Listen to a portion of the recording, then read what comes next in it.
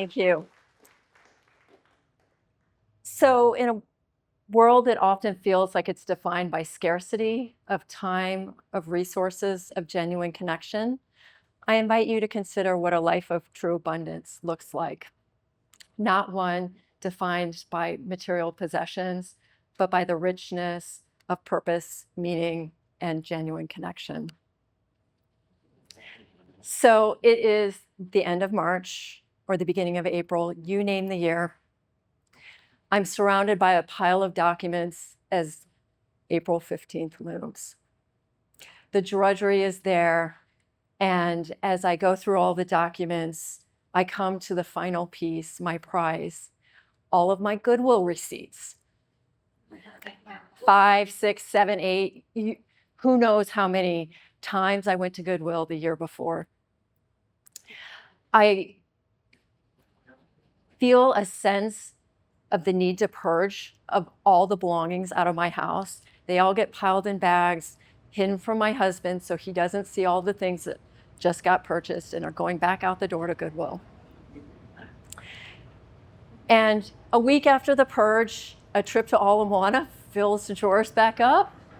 And the clothes go back on, the new clothes go on the hanger, and I start the cycle again. And I ask myself, is the joy and abundance in my life really defined by the house I live in, the car I drive, and those overflowing closets? I would argue that society has created the scarcity mindset that fuels my consumerism. Author Farnoosh Brock challenges you to answer the following 3 questions. She suggests that you ask yourself these questions over and over until you ground down into the answers. And I invite you to pause as I tell you the 3 questions and think what they mean to you.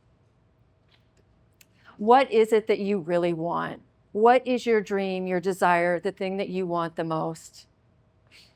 And why do you want it? Why is it so valuable and important to you? And the last and most important question is, what will it take for you to change to get what you really want? And as I've gone through these questions time and time again in my morning journal, I come back to the richness of the relationships in my life or what bring me pure and true abundance. 25 years ago, I started a daily habit of exercise. It started with my husband encouraging me to go running and jogging around the neighborhood, Hawaii Kai Drive, with my sister-in-law as she was training for the Honolulu Marathon. Let's face it, there was a lot more walking than there was jogging or running 25 years ago. The following year, she wanted to keep up her fitness, and she convinced another friend and I to sign up for the North Shore Sprint Triathlon. Let me tell you, it had been a long time since I dropped out of club swimming in middle school, and I did not identify as an athlete.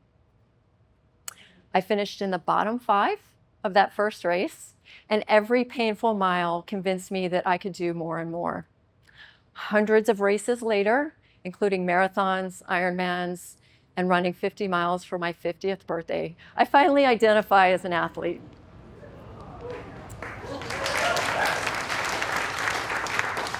It all started with my husband supporting me and encouraging me to go out and run around Hawaii Kai Drive. And as we started a family, he was the guy that was home with the kids every Saturday morning while I was on my bicycle. And they were at every finish line.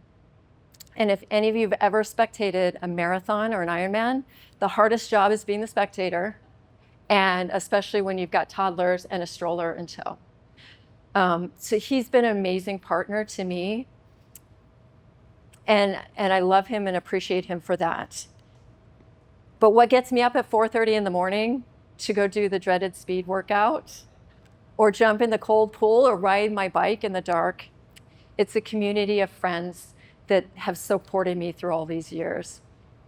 We've grown up together as we've pushed our bodies harder and harder. We've gotten married, we've raised children, we've grieved deaths, we've grieved divorces, and lots of injuries.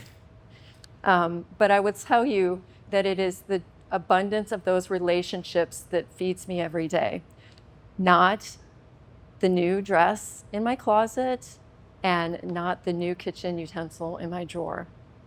So in closing tonight, I invite you to consider what your life of true abundance is like, and what is one thing that you need to change in order to achieve that.